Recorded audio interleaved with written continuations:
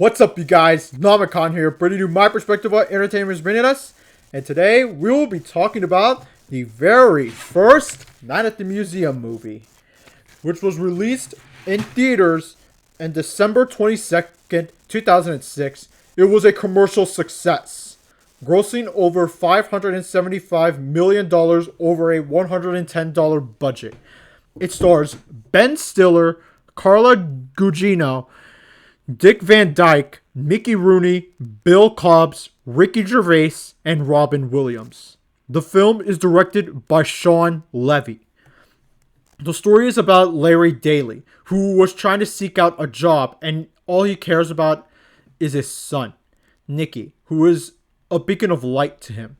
And somehow Paul Rudd comes out of nowhere. I didn't even know he was in this movie.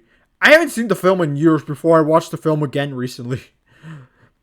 When his job interview didn't went well, they told him that the museum are looking for security guards, and the guards are just elderly men who teaches him what the museum is about.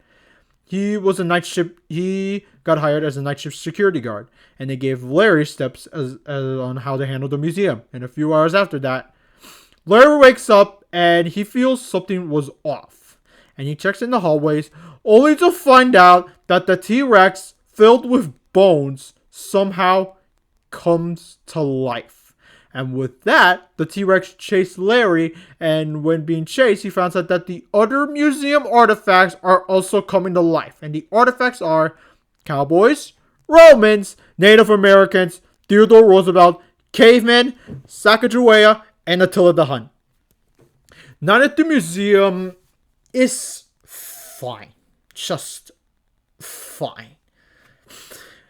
Ben Stiller, I feel, did a fine job being a lead role in the film. Larry wasn't written that deep. He's supposed to be just a regular guy trying to find a job. It just turns out the job he got was unlike anything he has seen.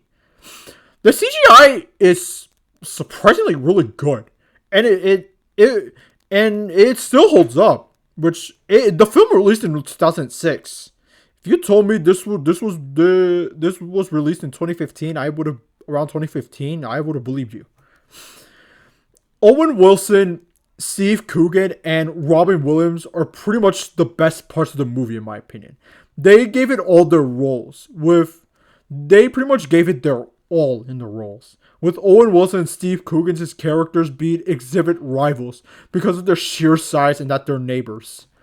But they have come to a truce as time goes on in the movie. Overall, Night at the Museum, the first one is a pretty good time waster. I wouldn't say it's not bad, but I wouldn't say it's great either. The movie is just fine. I do think there are some cringy parts, and that while the comedic part does a fine job, there were some parts that I didn't care for. I